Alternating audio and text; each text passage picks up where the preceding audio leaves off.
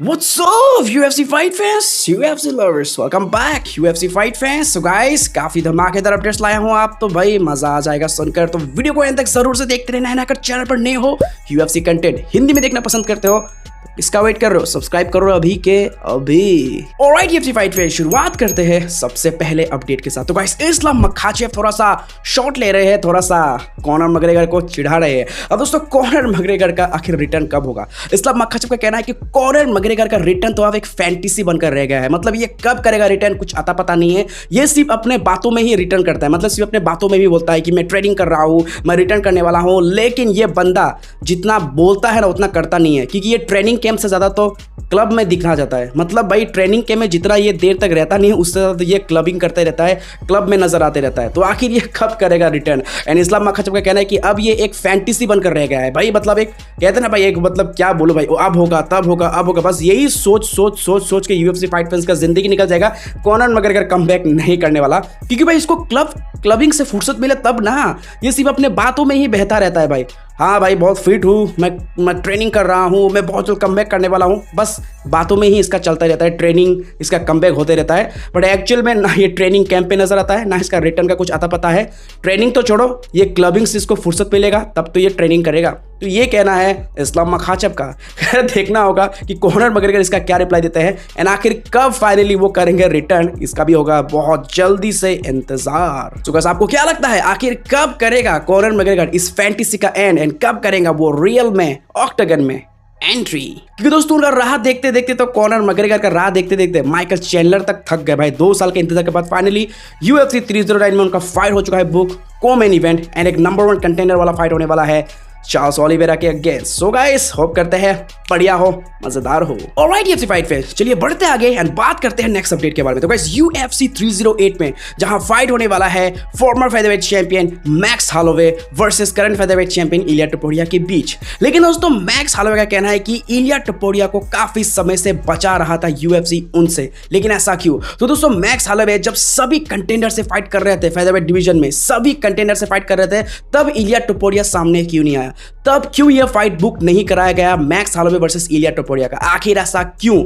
लेकिन दोस्तों, max Holloway का कहना है कि ऐसा क्यों हुआ, UFC उसको क्यों बचा रहा था, इसका आंसर UFC 308 में सभी को मैं दिखा दूंगा कि आखिर क्यों UFC बचा रहा था इलिया टोपुरिया को। सो गाइस, यहाँ पर तो साफ तौर से पूरा एकदम मतलब सब क्लियर करने वाले हैं UFC क्यों आखिर बचा रहा था इलिया टोपुरिया को, जब मैक्स हॉलोवे फेदरवेट के सभी कंटेंडर से फाइट कर रहे थे एक्सेप्ट इलिया टोपुरिया। लेकिन दोस्तों, साथ ही यहाँ पर रिसेंटली अगर हम बात करें तो जो इलिया टोपुरिया है, ये कुछ ऐसा कुछ बोल रहे हैं जिसके वजह से मैक्स हॉलोवे कह रहे हैं कि भाई इसका ब्रेन ठीक मतलब ठिकाने पे नहीं है, इसका फाइट है कि एकदम जीरो हो गया है। जो इलिया टोपुरिया है दोस्तों, करंट फेदरवेट चैंपियन, इन्होंने भाई एक इंटरव्यू के दौरान कहा है कि वो एक पहले बनेंगे ऐसे और ऐसे एकलौते फाइटर बनेंगे जो मैक्स हॉलोवे को नॉकआउट करेगा। एंड उन्होंने तो यहाँ पर दावा कर दिया था, क्लेम कर लिया था कि फर्स्ट राउंड में वो मैक्स हॉलोवे को नॉक आउट कर देंगे। एंड साथ ही साथ यहाँ पर इलिया टोपुरिया ने ये भी कहा है कि भाई अगर तुम्हारे पास इतना एनर्जी है, अगर ये हमारा फाइट 5 राउंड तक चला, तो मैं चाहता हूँ कि तुम जो करते हो ना पॉइंटर, जो जेस्टर दिखाते हो ना लास्ट के 10 सेकंड में, एकदम अपने ओपोनेंट को भाई इन्वाइट करते हो कि आओ ऑक्टागन के बीचों बीच और फाइट करो, ब्रॉल करो।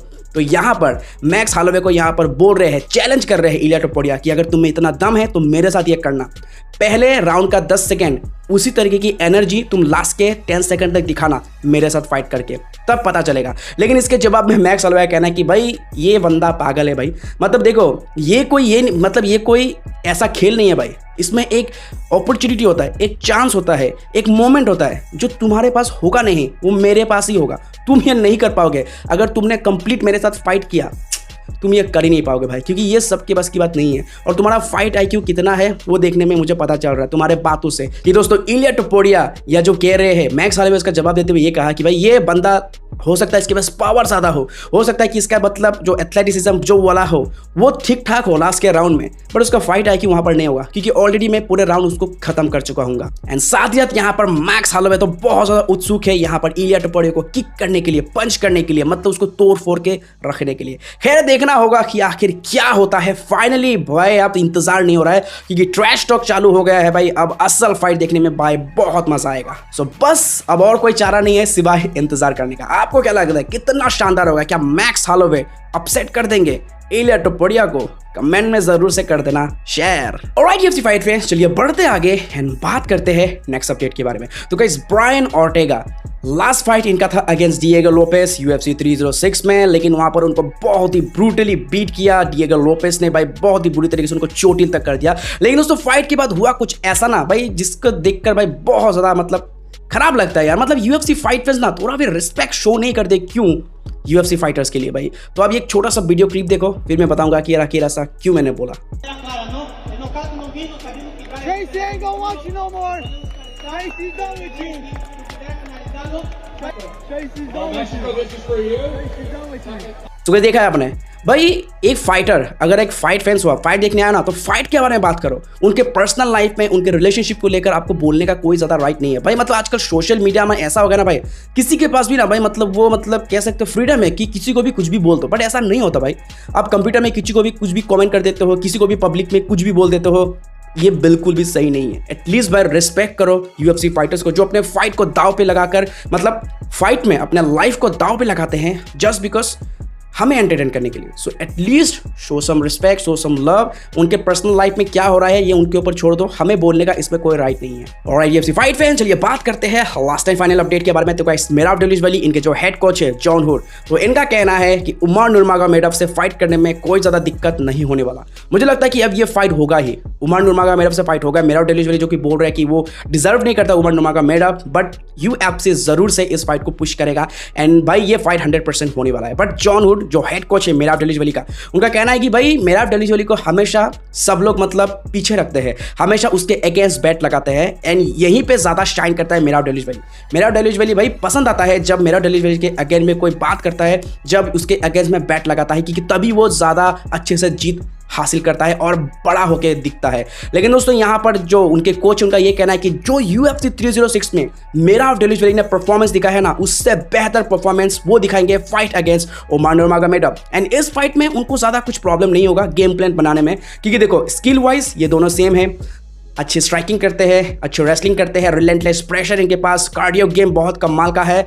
लेकिन क्या यहाँ पर ये फाइट बहुत ज़्यादा खतरनाक हो सकता है मेराव डेलिशवली के लिए? क्योंकि काफ़ी लोगों का लगता है कि उमर नुरमागोमेडोव एक नाइटमेयर बन सकते हैं मेराव डेलिशवली के लिए। सो गाइस आपको क्या लगता है? लेकिन यहाँ पर अगर बात करें हावियर मेंडेस की, जो कि कोच है उमर नुरमागोमेडोव का, उनका कह रहा है कि ये फाइट बहुत ज़्यादा ईजी होने वाला है हमारे लिए, क्योंकि ये फाइट में हम हमेशा एक कदम आगे रहेंगे मेराव डेलिशवली के गेम प्लान से। क्योंकि एक तो स्ट्राइकिंग में ज़्यादा शाइन करता है जो उमर नुरमागोमेडोव है, स्ट्राइकिंग में अच्छा है कंपेयर टू मेराव डेलिशवली, उसका रिलेंटलेस प्रेशर काफ़ी बढ़िया है, उसका ग्रैपलिंग काफ़ी मतलब नंबर 1 है एंड साथ ही साथ उसका टेक डाउन डिफेंस भी काफ़ी अच्छा है। तो उमर नुरमागोमेडोव को मतलब ओवरऑल अगर बात करें तो उसका रेसलिंग गेम, उसका टेक डाउन, उसका स्टैंड अप बहुत ज़्यादा भारी पड़ेगा कंपेयर टू मेराव डेलिशवली के फाइटिंग गेम से। सो गाइस अब देखना होगा कि फाइनली ये फाइट आखिर होता कब है। यहाँ पर हावियर मेंडेस से कह रहे हैं कि वो चाहता है ये फाइट को देखना अबू धाबी में, मतलब अबू धाबी में ये फाइट हो सकता है। एंड यहाँ पर ये भी हिंट दिया है कि अगर इस्लाम मखाचेव पूरी तरीके से फिट होते हैं